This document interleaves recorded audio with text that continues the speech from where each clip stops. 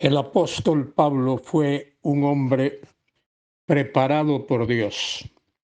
Nació en un hogar muy religioso, en una familia muy religiosa. Recibió su educación a través de Gamaliel, un gran maestro de aquellos tiempos, y Pablo creció como un fanático de la religión de los judíos. Él en un sitio dice que había sido fariseo de fariseos y había sido estricto, obediente, obedecedor de la ley de Moisés. Pero un día el Señor lo encontró.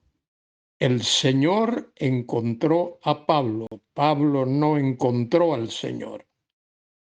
Pablo iba rumbo a Damasco a perseguir a los cristianos y en medio del día, cuando el sol era más caliente, en aquel camino hacia Damasco, Cristo lo encontró y le dijo: Saulo, Saulo, ¿por qué me persigues? Él le contestó: ¿Quién eres, Señor? El Señor le contestó: Yo soy Jesús, a quien tú persigues. Dura cosa te es dar coces contra el aguijón. El aguijón es una punta de acero que se usa para achuchar al buey que ara, y si el buey da una patada contra el aguijón, eso le hace daño. El Señor le dice a Pablo: dura cosa te es dar coces contra el aguijón. Soy Luis Carballosa quien os habla para comentar con vosotros en primera a los Tesalonicenses, capítulo 2, versículos del 1 al 4, donde Pablo escribe a los creyentes en Tesalónica y a nosotros, porque esta epístola también nos atañe a nosotros. Capítulo 2, versículo 1, porque vosotros mismos sabéis, hermanos, que nuestra visita a vosotros no resultó en vano. Qué tremenda expresión. Aunque Pablo sufrió cárcel, sufrió maltrato, sufrió vejámenes, esa visita no resultó en vano. Tuvo su fruto. Todo lo que Dios hace es para su gloria y produce fruto. Esa visita a vosotros no resultó vana, dice Pablo, pues habiendo antes padecido y sido ultrajados en Filipos.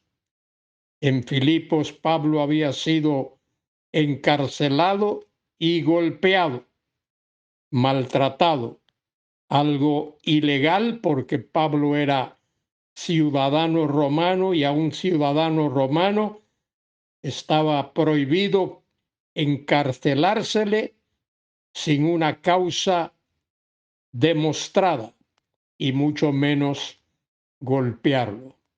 Pero Pablo toleró aquello, Pablo lo tomó como del Señor, y en la cárcel en Filipos, él y su compañero Silas cantaban himnos de alabanza a Dios.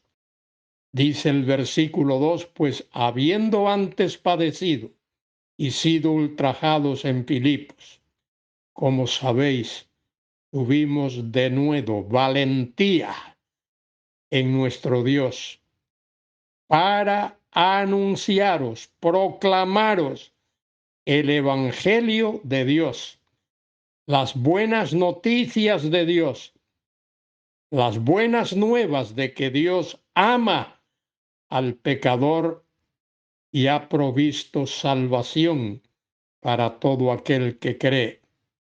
Anunciaros el Evangelio de Dios en medio de gran oposición. Pablo había recibido gran oposición allí en Filipos, pero él anunció el Evangelio de Dios. Versículo 3 dice, porque nuestra exhortación no procedió de error, ni de impureza, ni fue por engaño, sino que según fuimos aprobados por Dios, Dios había escogido a Pablo, lo había sellado, lo había enviado, le había dado su aprobación, aprobados por Dios, para que se nos confiase el Evangelio, las buenas nuevas. Así hablamos. Pablo fielmente obedecía a Dios, como tú y yo debemos de hacerlo. No como para agradar a los hombres, sino a Dios, que prueba nuestros corazones. Querido hermano, querida hermana, estamos aquí en este mundo no para agradar a los hombres, sino para agradar a Dios. Y es muy probable que esa decisión de agradar a Dios nos cueste. Tengamos que sufrir insultos, vejámenes, pruebas y probablemente la misma muerte. Pablo padeció por causa de Cristo y por su evangelio. Lo hizo con gozo, para agradar, para honrar, para glorificar a Dios. Querido hermano, querida hermana, alcemos nuestros ojos al cielo y démosle gracias a Dios, porque a pesar de ser indignos como somos, Él por su gracia y por su misericordia nos ha escogido para que proclamemos el Evangelio de salvación. Ese Evangelio que dice que hay un solo Dios, que hay un solo Salvador, que ama a pecadores como tú y como yo, y que ese Dios ha provisto salvación para nosotros. Querido hermano, querida hermana, alza tus ojos al cielo. Alcemos nuestros ojos al cielo y démosle gracias a ese bendito Dios, Dios y Padre de nuestro Señor Jesucristo, que aunque somos pecadores y en algunos casos terribles pecadores, Él ha tenido misericordia de nosotros. Y por su gracia, por esa misericordia, por ese amor suyo, nos ha librado de la muerte eterna, de la condenación eterna, y nos ha dado su salvación y ha puesto en nosotros su Espíritu Santo. Que a ese Dios sea la gloria y la honra, ahora y por siempre. Amén y amén.